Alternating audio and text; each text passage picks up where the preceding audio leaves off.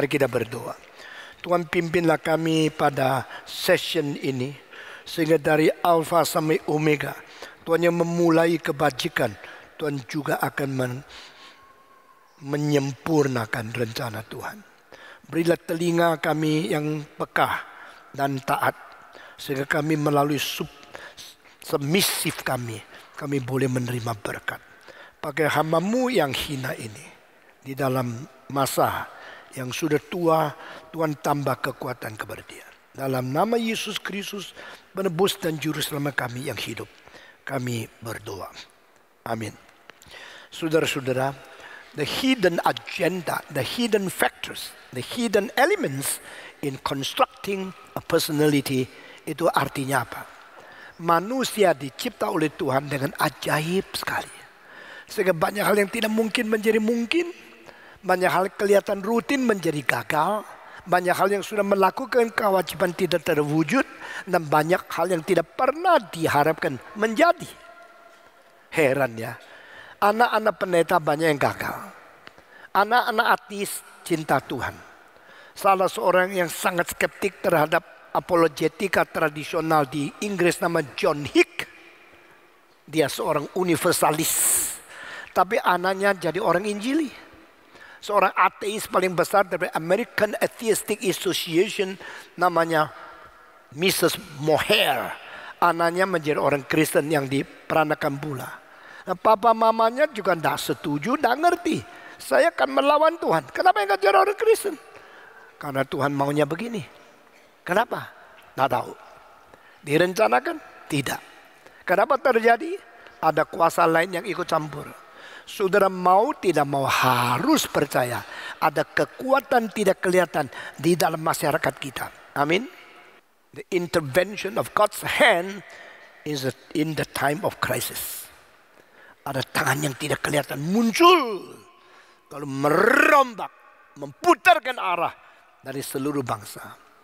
Pada waktu Belsasar, dia lagi begitu berjaya, berani mengambil semua sendok, garpu, dan cangkir, piring, wajan, emas, perak yang paling mahal. Dirampas dari Yudea.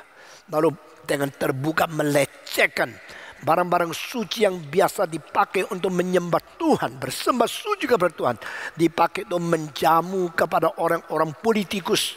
Semua tamu-tamu yang diundang, orang-orang keji, orang-orang melawan Tuhan, sedang berfoya-foya. Satu tangan Tuhan muncul, tulis di atas tembok, Tigel, mini Tigel Upharsin.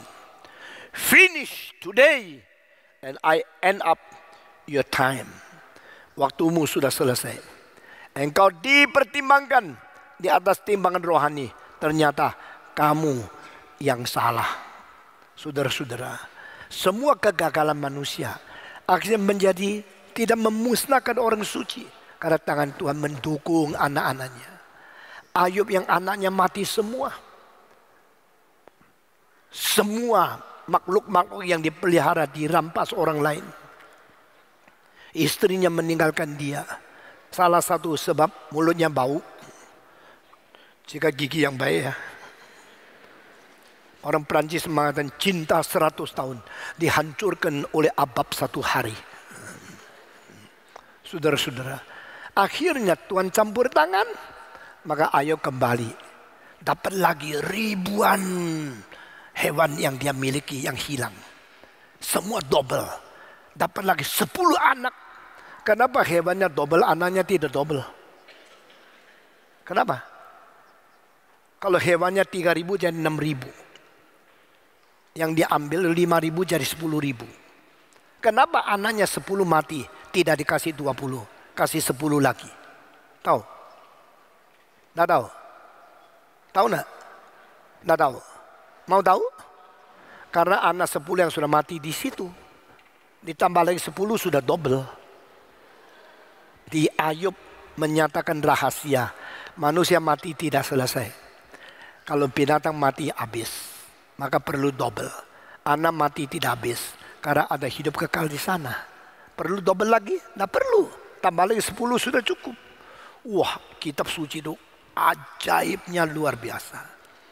Campur tangan Tuhan, campur tangan Tuhan, campur tangan Tuhan.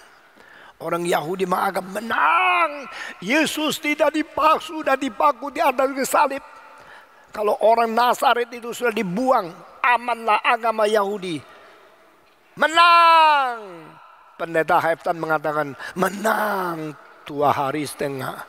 Hari ketiga menang ditampil IS, menangis. Kenapa? Yesus bangkit lagi. Nah, campur tangan Tuhan itulah faktor elemen yang tidak kelihatan. Di dalam membentuk anak-anak, kita harus setia. Kita harus tekun. Kita harus jujur mendidik mereka. Tetapi akhirnya sukses tidak, bukan kita semua yang menentukan. Banyak anak pendeta gagal. Banyak anak ateis sukses. Banyak anak-anak tokoh-tokoh pendidik rusak. Banyak anak-anak orang kampung, ibu-ibu yang tidak ada pendidikan, anaknya semua sukses. Mari kita percaya faktor X. The hidden power. The hidden secret of the intervention of God's hand. Kalau anakmu sudah sangat rusak, engkau tidak usah terlalu sedih. Doa terus menanti Tuhan merubah dia. Amin. Kalau engkau kira engkau sudah hebat, jangan sombong. Mungkin Tuhan pukul kamu supaya kamu tahu engkau tidak ada apa-apanya. Sehingga kita baik-baik dengan penuh perasaan takut kepada Tuhan menanti anak-anak kita digarap oleh Tuhan sendiri. Yang saya sebut sebagai faktor elemen tidak kelihatan itu adalah anugerah Tuhan. Tuhan begitu kasihan sama kita. Tuhan tahu kita menjadi orang tua tidak sanggup. Tuhan tahu kita menjadi papa, menjadi mama, bagaimanapun susah mendidik akhirnya gagal.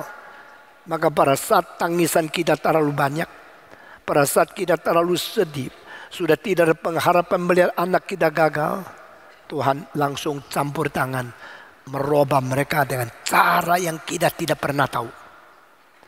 Cara yang tidak pernah kita rencanakan. Cara yang kita tidak pernah berani mengharapkan. More than what we pray. More than what we imagine. More than what we ask. Melampaui apa yang kita minta, kita doa, kita pikirkan. Itu menjadi mungkin. Orang Israel melihat hancurlah seluruh Kristen orang Yahudi karena ada seorang namanya Saul. Saul melawan, membunuh, menangkap, mendapatkan satu surat yang didelegasikan daripada imam besar, memberikan hak untuk membunuh, menangkap orang-orang Kristen. Saudara-saudara, ini pasti kekristenan hancur. Siapa tahu di tengah jalan menuju ke Damaskus, Saul yang dijatuhkan, terpelanting. Lalu dia mengatakan ini kuasa Allah. Tetapi kenapa Allah jatuhkan saya? Oh my Lord, who are you? You say I'm your Lord. So you know me? Yeah, I know you. I'm the teacher of theology. Saya bukankah profesor teolog? Saya mengajar ketuhanan. Justru orang yang mengajar ketuhanan, waktu ketemu dengan Tuhan, mengaku dia belum kenal Tuhan itu siapa. Kegagalan agama tidak ada yang lebih ironis daripada itu. Agama-agama anggap diri hebat mengerti Tuhan. Pada banyak profesor agama sama sekali tidak pernah mengenal Tuhan. Buktinya sudah menyebut Tuhan. Lalu menanya, siapakah engkau? Dia tidak ngerti Tuhan. I am Jesus. Wah, no. The Lord must not be Jesus. Jesus will not be the Lord. Tuhan tidak mungkin Yesus, Yesus tidak mungkin Tuhan. Tuhan itu Allah, Yesus itu manusia. I am the Jesus who you are persecuting right now. Aku adalah Yesus yang kau menganiaya. Itu satu agenda yang tersembunyi. Sekarang bekerja untuk merubah orang yang paling melawan Tuhan menjadi orang baik. Saya sangat mengindahkan orang yang berani melawan Tuhan akhirnya dirubah oleh Tuhan. Orang seperti ini saya mesti cari. Saya pasti bicara terus, mau mengerti caranya Tuhan kerja bagaimana. Akhirnya saya akan tangkap orang seperti itu satu persatu. menjadi saksi untuk Tuhan. Saudara-saudara, semua agenda yang tersembunyi itu adalah anugerah Tuhan. Anugerah Tuhan ada yang kelihatan. Anugerah Tuhan ada yang tidak kelihatan. The invisible grace of God is hidden in the nature, hidden in the guidance, hidden in the occasion, which is not known. Agenda anugerah Tuhan itu tersimpan di dalam alam. Engkau tidak tahu kapan terjadi. Mendadak hujan keras, sehingga orang-orang yang kau didik sudah gagal. Dalam hujan yang keras, ketakutan, sakit, dia menjadi berdoa kepada Tuhan, lalu rubah karakternya. Martin Luther mengalami ini pada satu hari. Dia sama kawannya berjalan di tengah-tengah jalan, kawan di depan. Mendadak satu hari dia yes! Kawannya mati di depan dia. Dia melihat kawannya meninggal di jalan, disamper sama guntur halilintar itu. Dia ketakutan. Hari itu dia bertobat menjadi orang Kristen dan menjadi reformator yang besar. Ada orang dia jangan percaya apa betul dia mengalami ini. Tapi dia betul-betul mengalami itu. Dan detik itu merubah dia. Akhirnya dia menjadi reformator yang paling penting, paling besar, paling sukses. Nah, barang siapa yang mengalami dan menghargai pengalaman itu, lalu betul-betul dia mengetahui ini kuasa Tuhan, orang itu akan menyelidiki reformasi. Saudara-saudara, hal yang terjadi pada orang-orang tertentu melalui satu halilintar, melalui satu hari penyakit, melalui satu eksiden, ditabrak oleh mobil dan jadi mati. Lalu bagaimana orang itu berubah kepada Tuhan, engkau tak tahu. Itu semua faktor-faktor elemen pembentukan karakter yang tidak direncanakan. Yang jadi ibu bapak tidak merencanakan, yang jadi guru bagaimanapun tidak mengerti. Nah, Tuhan cara ini. Kadang-kadang Tuhan pakai cara apa? Broken hearted. Sudah pacaran dah jadi. Sudah dah jadi mau mati dah berani. Mau hidup dah kuat. Akhirnya di tengah hidup dah kuat, mati dah berani. Ketemu Tuhan. Ada orang habis gagal pacaran ketemu hantu. Ada yang ketemu Tuhan.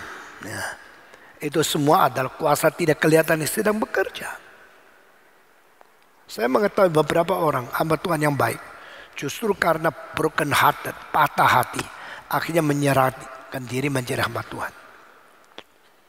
Nah, kayak begini, itu bukan pembentukan rencana manusia.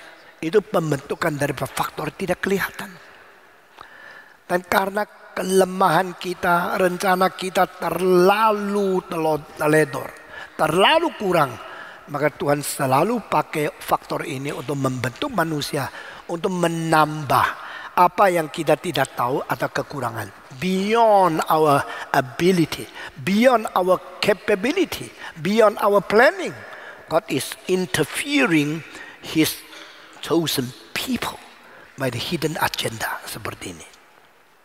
Kedua, semacam tendensi daripada karakter seseorang yang dipimpin oleh Tuhan tidak kelihatan.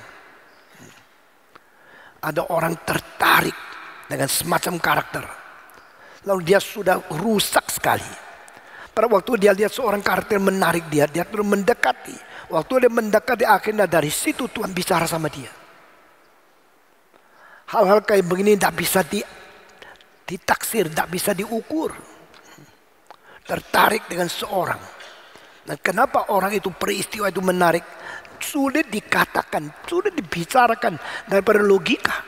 Tapi ternyata seperti ini. Dan di situ dia mulai belajar, mulai memperhatikan. Akhirnya jadi. Di dalam sejarah sering ada hal seperti ini. Saudara-saudara, pada waktu Calvin mau ke Strasbourg, dia lewat kota namanya Ciniwa. Dan dia tahu di situ ada seorang reformator. Namanya adalah William Farel. Farrel. Dan dia pergi bertamu satu malam. I want to stay in your house. We have some communication. Oh, silakan. Duduk. Habis makan malam mereka bicara. Bicara terus. mendadak William Farel ditarik khusus untuk pembicaraan daripada Calvin. Calvin mau sekolah lagi. Calvin bukan mau tinggal di situ. Tetapi karena pimpinan Tuhan, William Farel mengatakan, "Now I should tell you, you shouldn't go to Strasbourg.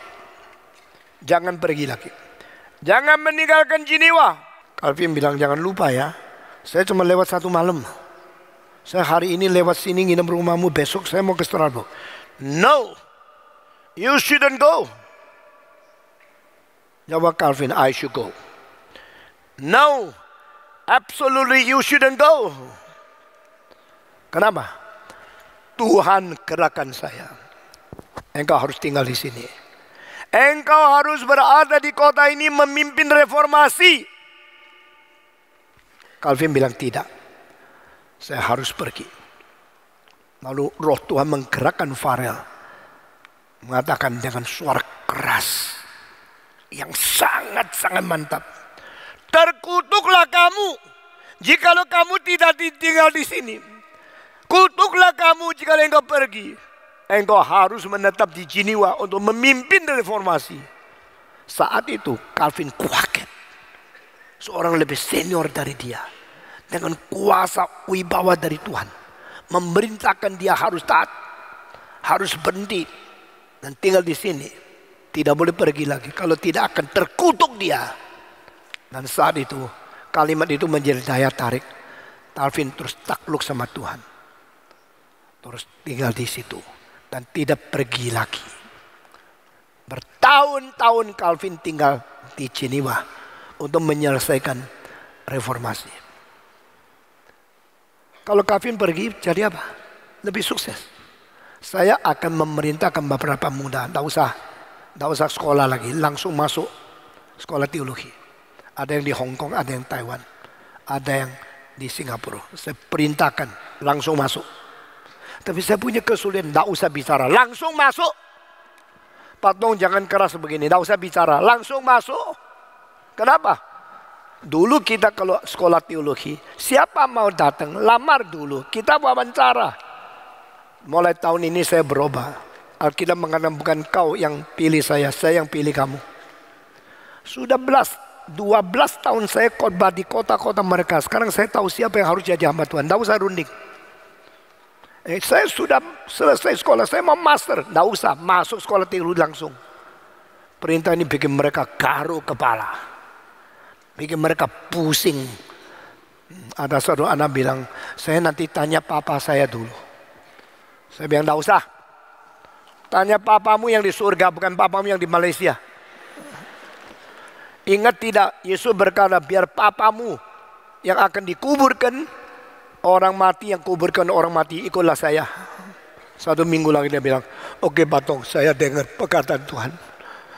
Dan saya tidak lagi tanya papa saya. Nanti Agustus saya masuk sekolah teologi di sini."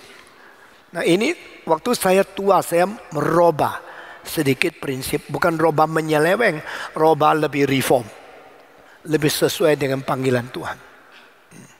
Saya perintahkan, saya memberikan rencana. Itu orang yang ada di Malaysia sudah taat. Yang ada di Hong Kong, satu lagi saya sedang menggarap. Dan satu lagi yang di New York, saya rencanakan studimu. Saya rencanakan pelayanmu, jangan debat sama saya. Oke, dia sudah berdoa, taat. Ini bukan orang biasa. Ini adalah orang-orang yang sudah digarap oleh Tuhan. Dan saat terakhir, mereka menghargai pimpinan hamba Tuhan yang dia anggap ini utusan Tuhan. Jangan debat lagi.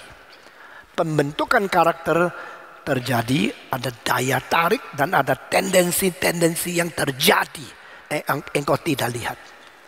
Mengapa ada pengalaman yang ajaib secara natur sehingga Martin Luther akhirnya bertobat karena Halilintar memburu kawannya. Kenapa ada pimpinan Tuhan untuk Calvin akhirnya tidak jadi sekolah lagi, tetapi menjadi seorang reformator yang berada di Jenewa? Karena kutukan dari para Farel. Saya mulai menyelidiki hal-hal begini di dalam sejarah. Tuhan bekerja dengan faktor-faktor yang di luar. Saya mau tanya, kalau Calvin hari itu tidak berhenti di Jenewa, pergi ke Strasbourg, dapat gelar doktor, akhirnya lebih apa? Lebih banyak gelar satu saja. Tapi mungkinkah reformasi menjadi seperti sekarang? Tidak mungkin. Saudara jangan lupa ya, saat abad ke-13, universitas yang paling penting itu ada di Paris, Heidelberg, ada di Genoa, Polonia, ada di Praha, ada di Oxford, Cambridge. Tetapi setelah abad ke-16, semua universitas yang paling penting dibuang oleh Tuhan, dipindahkan ke Jenewa. Dan orang paling penting cuma sisa satu, Calvin. Semua lulusan dari Oxford, Cambridge, dari Glasgow, daripada Edinburgh, daripada Paris, daripada Heidelberg, daripada semua universitas tertinggi tidak dipakai oleh Tuhan. Tuhan pakai Jenewa, Calvin, yang tidak perlu sekolah lagi terlalu tinggi, tapi dia taat kepada firman Tuhan. Reformasi jadi. Ini faktor yang tidak kelihatan, faktor yang bukan dibentuk oleh manusia. Justru sekarang banyak sekolah teologi, terlalu banyak rencana manusia, terlalu banyak peraturan manusia, akhirnya menghambat, menghentikan pimpinan Tuhan dan tidak sadar. Akhirnya saya mau tanya, Billy Graham kalau sudah mati, semua sekolah teologi di Amerika saben tahun menghasilkan lebih 10.000 pendeta-pendeta lulus PhD. Untuk apa? Paling banyak masuk satu gereja dapat gaji besar, memelihara beberapa domba. Orang yang berteriak, "Bertobatlah kamu, Amerika kembali kepada Tuhan." Suara itu sudah tidak ada. Setelah Billy Graham mati, Amerika hancur, tidak ada penginjil. Presiden setiap 4 tahun satu, tapi penginjil tidak ada lagi. The most rare being in the world is the great dynamic evangelist. Zaman abad ke-18 di Inggris ada 2 orang, satu John Wesley, satu ada George Whitefield. Abad ke-19 ada Spurgeon, tapi bukan evangelist, a pastor. Abad 19 di Amerika ada D.L. Moody, lalu ada Billy Sunday, didampingi oleh seorang namanya R.A. Torrey. Setelah abad ke-20, seluruh Amerika cuma sisa satu orang namanya Billy Graham. Sekarang abad 2021 tidak ada satupun. Biar setiap 4 tahun Amerika ada satu presiden, tapi mungkin 120 tahun tidak ada satu evangelis. Kesadaran tersendiri, kesadaran tidak ada evangelis itu menakutkan, menangisi kita. Tidak ada satu orang tahu, saya yang tahu. Saudara-saudara, unsur-unsur yang tidak kelihatan, lalu timbulkan siapa-siapa daripada pimpinan Tuhan, tangan campuran Tuhan. Itu terlalu aneh bagi orang biasa. Bagi saya terlalu ajaib, tidak boleh kita tolak. Unsur yang lain adalah memperhatikan kitab suci, akhirnya menemukan iluminasi khusus untuk zaman. Manusia akan dibenarkan oleh iman. Man will be justified by faith. Sebenarnya harus diterjemahkan, a righteous man will be justified through faith. Atau a sinner will be justified through faith, bukan by faith. Orang berdosa akan dibenarkan melalui iman, dan orang benar akan hidup di dalam iman. The sinner will be justified through faith, and the righteous will live through faith. Ini 2 kalimat sudah ada di Alkitab. Tapi kalimat yang pertama itu tunggu 1500 tahun baru bersinar cahaya besar. Karena apa? Martin Luther menemukan ayat itu kembali. Ayat itu ada senantiasa, always available, always written in the Bible, always there. But no one paid the notice. Tidak ada orang memperhatikan, tidak ada orang melihat itu penting. Sampai pada waktu Martin Luther melihat ayat itu, langsung bercahaya kepada dia. Lalu dia bikin reformasi. Nah, ini pengertian penemuan ayat di bawah pimpinan Roh Kudus di dalam zaman-zaman tertentu yang tidak terulang. Itu adalah hidden element to construct the personality. Tuhan kadang-kadang memakai satu ayat yang tidak pernah dikenal baik-baik oleh manusia, tidak ditemukan secara nyata oleh manusia, bekerja di dalam hati satu orang, akhirnya meledak menjadi satu kekuatan melalui satu karakter, mempengaruhi seluruh zaman. Pada waktu Billy Graham mau menjadi hamba Tuhan, dia terus cari Alkitab, lalu akhirnya menemukan satu ayat di dalam Kisah Para Rasul. Dan dia menemukan satu ayat lagi di Efesus pasal 4. Dan di situ dikatakan penginjil, rasul, nabi, penginjil, pengembala, dan guru. Semua semua tenggelam. Cuma sisa satu yang menyolok kepada dia. Penginjil, evangelist. There are some to be called apostles, and some to be called as the prophets, and some evangelists, and some pastors, and some teachers. Semua tenggelam. Lima itu tenggelam. Kecuali yang satu, yang ketiga, penginjil, itu nonjol. Dan dia tanya, who am I? Saya ini siapa? Apa yang harus saya lakukan? Tuhan berkata, evangelist. You are the evangelist. I raise you up to be the evangelist. Billy Graham kaget. Ayat itu menjadi pedoman seumur hidup dia, tidak kerjakan lain. Penginjilan. Dan dia menjadi satu-satunya penginjil di seluruh Amerika yang begitu penting. Mencapai ratusan juta orang pernah dengar khotbah dia. Satu orang, karena satu ayat. Nah saudara-saudara, saya kira kalau Tuhan mau memakai orang, dia ada cara-cara sendiri. Dan salah satu adalah biar engkau baca Alkitab menemukan ayat yang memukul kamu. Ayat yang merangsang kamu, lalu lengket di dalam hidupmu untuk seumur hidup sampai mati engkau tidak bisa lepas. Saya heran kenapa Andrew G itu patron saya yang menggerakkan saya menjadi hamba Tuhan. Hui kai ba, hepi wang ne. Di dalam khotbahnya selalu muncul bertobatlah. Kenapa mesti binasa? Saya dengar itu dari umur 12 sampai umur 36, bosan. Khotbahnya itu aja.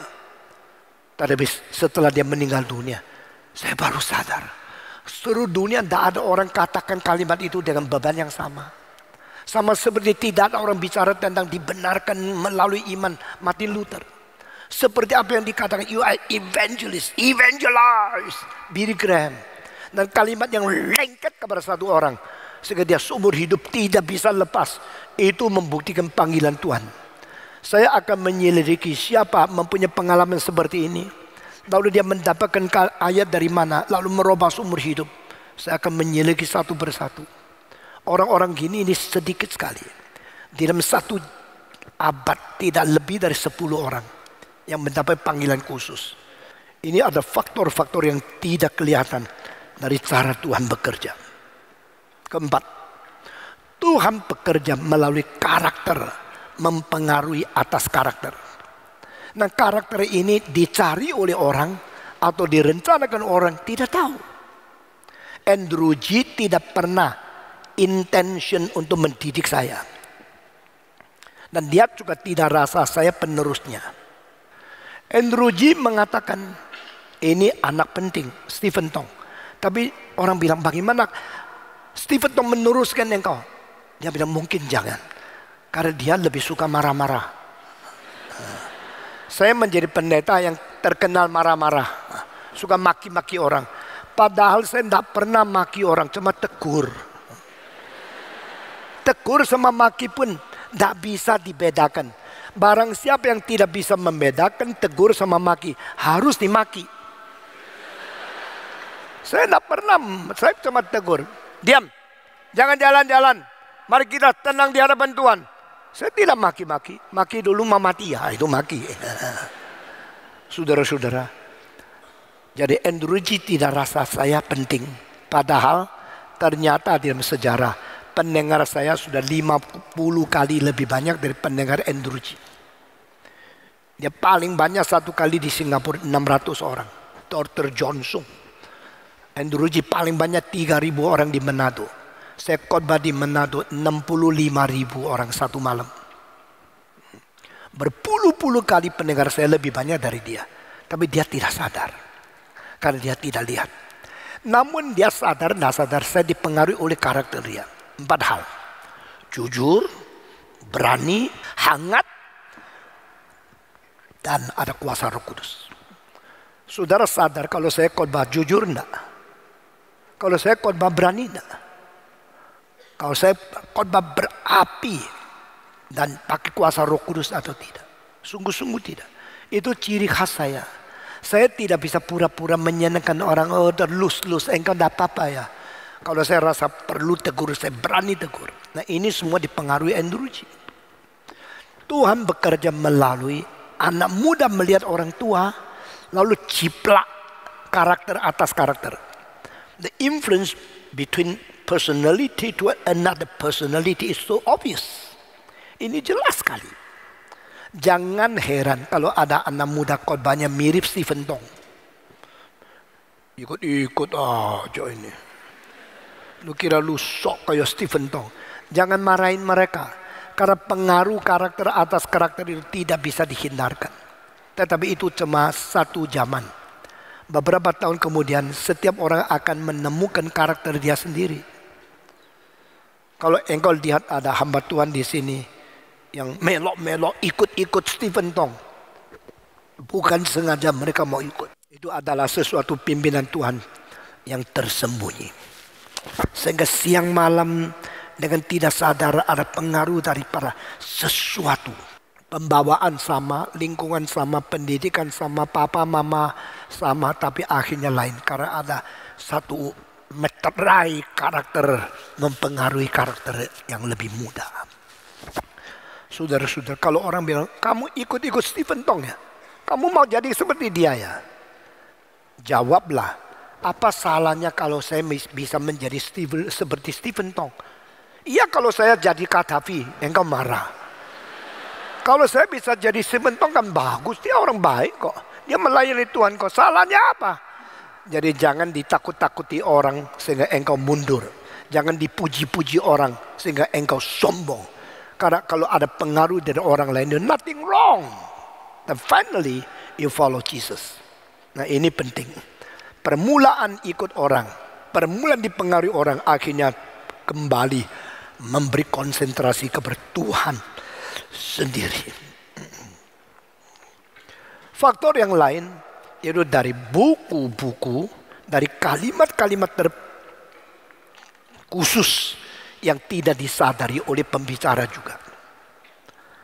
Ada kala kita dengar khotbah satu kalimat itu terus langsung mengkaitkan kita, langsung menyinari kita, menginspirasi kita, akhirnya terus kita berubah total. Ini pimpinan Tuhan. Kalau orang tanya, Stephen Tong, kenapa engkau menjadi orang reform? Kamu kok bisa reform ya? Dari kecil gereja reform ya? Nah, gereja saya di Tiongkok memang reform. Tapi saya dari kecil tidak ngerti apa itu reform. Dan pendetanya juga kurang reform. Akhirnya gereja namanya reform, faktanya deform. Sudah no form. Lalu bagaimana saya bisa reform? Karena saya ikut di saat-saat tidak reform. Sekolah saat itu bukan sekolah teologi reform. Saya ikut kuliah 1 semester, 2 semester, 3 semester, 4 semester, 5 semester, 6 semester, 7 semester. Semester ke-8 terakhir, seorang guru dari Irlandia, profesor saya, Max All, dia mengajar soteriologi. Saya kaget. Hah, pilihan? Sebelum dunia diciptakan saya sudah pilih. Bukankah setelah besar saya menerima Tuhan Yesus baru diselamatkan? Bukan karena saya menerima Tuhan saya diselamatkan, tapi saya dipilih sebelum dunia diciptakan. Terus saya baca ayat daripada Efesus. Ini benar. This is the Bible. This is Christianity. Wah, hati saya langsung terikat, langsung terpadu kepada teologi reform. Lalu saya baca lagi buku semua. Saya menjadi reform. Saya bersyukur kepada Tuhan. 1 semester sebelum saya lulus, saya direformkan oleh seorang missionary dari Irlandia. Dia dan istrinya dua-dua mempengaruhi saya. Suaminya cinta Tuhan, istrinya cinta Tuhan. Kalau dia berkhotbah mengajar itu mukanya kayak malaikat. Meski waktu itu dia sudah umur 60 lebih. Saya sangat kagum. Nah, sesudah itu 9 tahun kemudian, dia tahun 63 dia mengajar saya. 63 betul. Lalu 72 saya ketemu dia di Singapura. Kali ketiga saya ke Singapura. Saya ketemu dia mengajar di Singapore Bible College. Saya bilang, Dr. Orr, I'm so happy to see you. Do you know you caused me to be reformed? Waktu saya bilang, engkau yang bikin saya reform. Dia waktu itu sudah tidak percaya predestinasi. Loh, saya jadi heran. Jadi lu ini roba-roba apa? Ternyata waktu itu dia disuruh ngajar soteriologi dan dia tidak bawa buku dari Inggris. Dia pinjam satu buku reform yang ditulis orang baptis. Dan dia mengajar reform bukan karena kepercayaan dia, karena ikut ajaran itu. Nah, ternyata Tuhan pakai cara itu bikin saya reform. Tapi yang bikin saya reform sendiri kurang reform. Saya lebih percaya ini pimpinan Tuhan, bukan pimpinan manusia. Nah, saudara-saudara, sehingga akhirnya saya menjadi orang reform yang penting di dalam abad ini. Menjadi orang yang membuat seluruh Indonesia mengerti reform. Saya bikin seminar reform, bikin murid reform, bikin sekolah teologi reform, bikin Westminster kerja sama-sama kita. Seluruhnya ini karena apa? Karena ada satu peristiwa campur tangan Tuhan, bukan rencana manusia. Saudara berdoa supaya anakmu kalau dibentuk oleh Tuhan, meskipun dia tidak ada kesempatan direncanakan menjadi orang Kristen, tapi rencana Tuhan yang lebih tinggi dari rencana manusia. Kuasa Tuhan yang lebih tinggi dari kuasa manusia akan merubah anakmu menjadi orang Kristen yang baik. Di luar rencana manusia. Kita bersyukur kepada Tuhan. Kadang-kadang melalui satu buku, satu film, satu kalimat di luar rencana manusia, Tuhan bekerja. Profesor Tang Chin I bicara tentang baiknya Yesus. Dia punya moral, dia punya ajaran bagus. Selesai, murid yang terbaik itu mengatakan saya mau jadi Kristen. Lalu ke gereja. Orang ini bukan saja dari Kristen, dia mau menjadi hamba Tuhan. Dia datang tanya sama saya, bolehkah saya menjadi murid di China Christian School of Theology? Bolehkah saya menjadi mahasiswa di sini? Saya bilang tidak. Patung tidak setuju masuk sekolah teologi. Saya waktu itu menjadi dosen tamu di China Christian School of Theology. Saya bilang tidak. Karena apa? Karena engkau statusnya sama derajat otakmu seperti dosen mereka. Jangan jadi murid mereka. Engkau pergi belajar yang paling tinggi di dunia, jadi dosen di sini. Jangan langsung jadi murid di sini. Umpama kalau ada satu anak jauh lebih pintar, lalu sekarang mau menjadi murid, saya bilang tidak. Engkau pergi ke Westminster, nanti pulang kerja sama rekan. Kalau memang dia punya levelnya lebih tinggi, tidak boleh. Dia dengar saya, maka dia ke luar negeri. Nah, semua ini ada campur tangan Tuhan membentuk karakter manusia di luar rencana manusia, di luar pengertian budi manusia, di luar kesanggupan pikiran daripada manusia. You mesti percaya itu. Maka pada waktu engkau mendidik anak gagal, susah, engkau menyesal, jangan. Engkau percaya kepada Tuhan. Please do your work beyond my ability.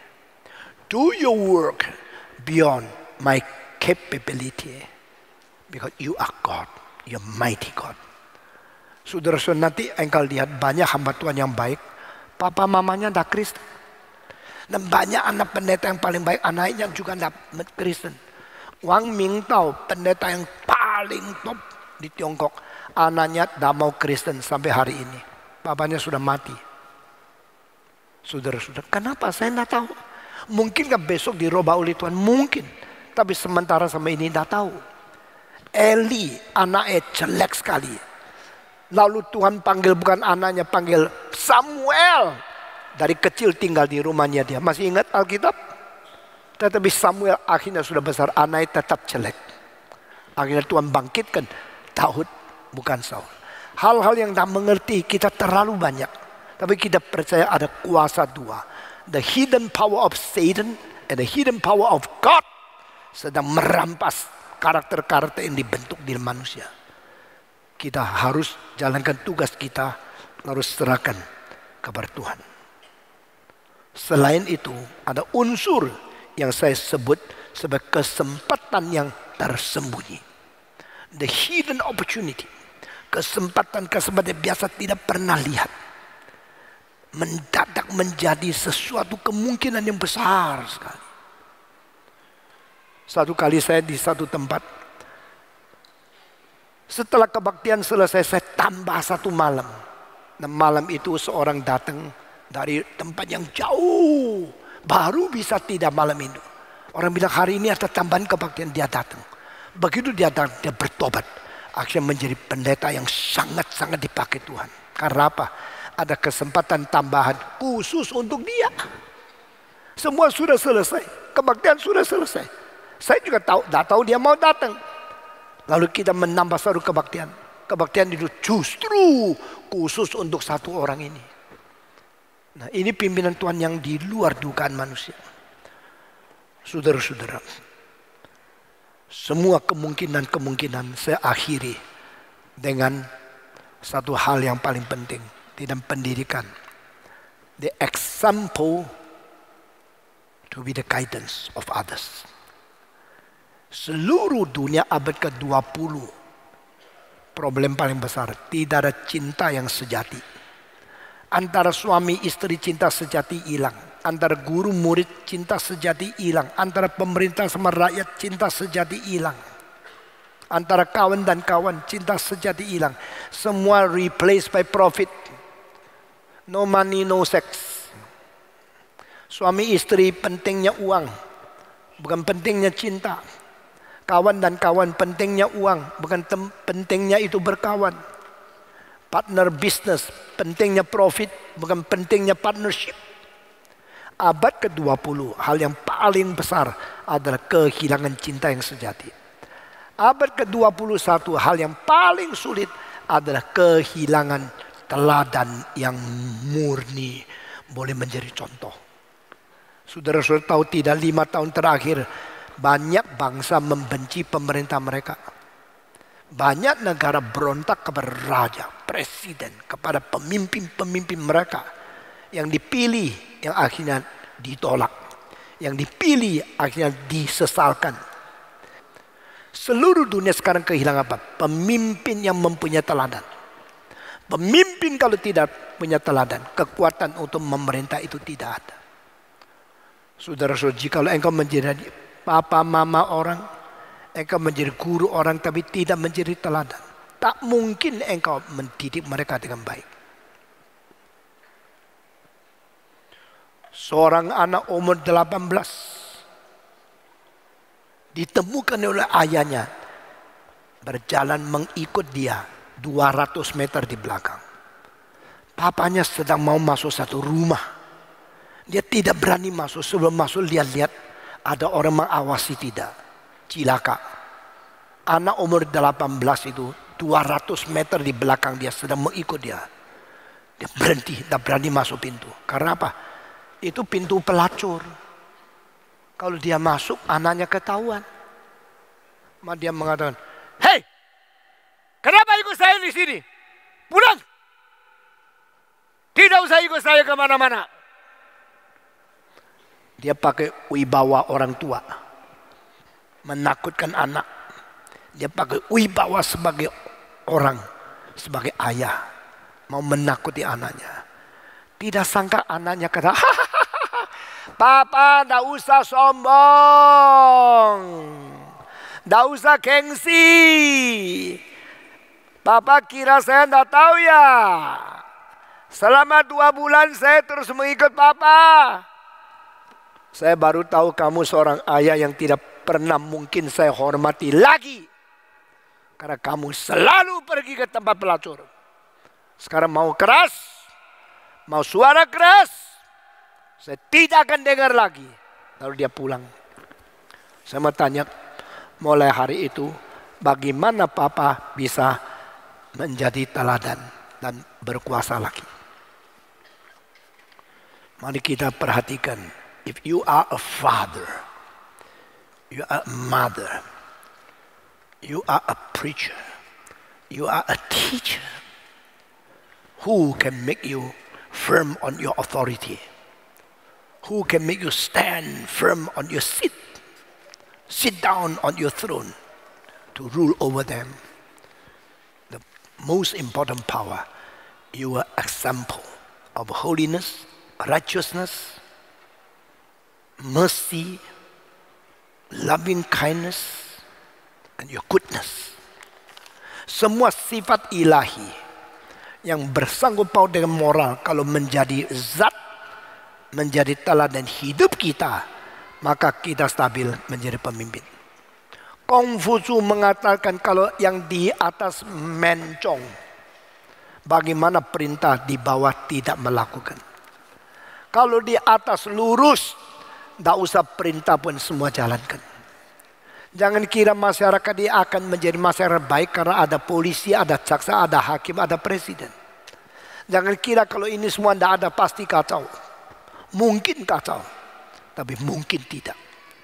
Tadi saya kasih tahu, kalau presiden tidak beres, kalau hakim tidak beres, jaksa tidak beres, jenderal tidak beres, polisi tidak beres, makin senapannya meskipun banyak sekali, tetap akan timbulkan kekacauan.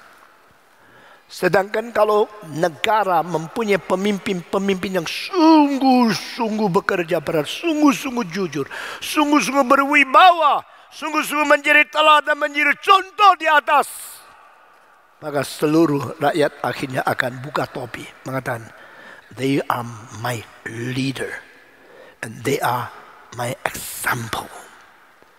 We should submit to them. Dengan kuasa apa Yesus memimpin seluruh dunia? Pernahkah Yesus pakai senapan satu kali? Pernah Yesus mempergunakan pisau satu kali? Apakah Yesus memakai kalimat kutukan untuk menaklukkan lawannya? Tidak pernah. Only blessing, only mercy, only loving kindness, only righteousness, only the truth, only the mercy of God. Alkitab mengatakan engkau mencintai kebenaran dan engkau mencintai keadilan. Itulah sebabnya Allahmu mengurapi kamu dengan minyak sukacita.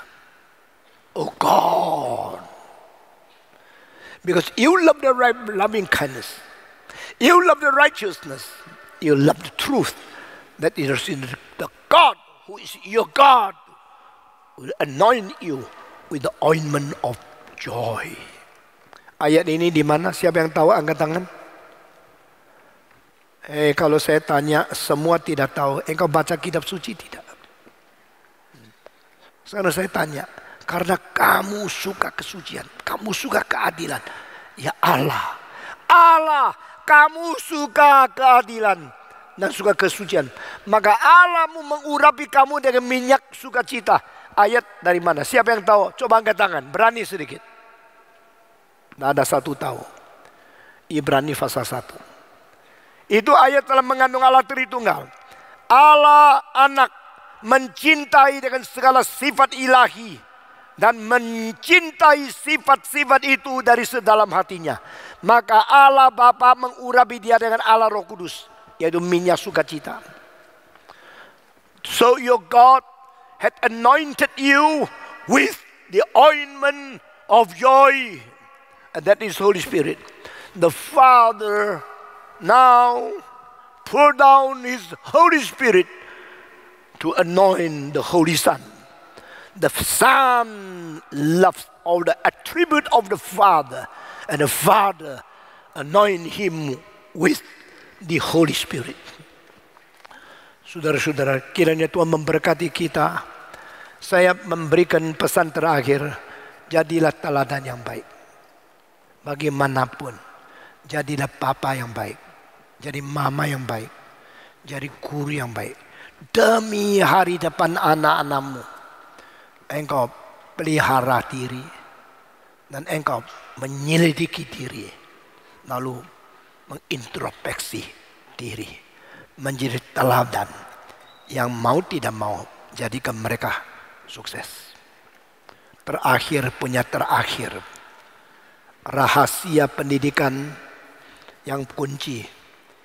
Jikalau papa mama jujur, rajin, dan dengan cinta kasih dan berani pakai otoritas orang tua menasihati anak, jangan banyak ngomong.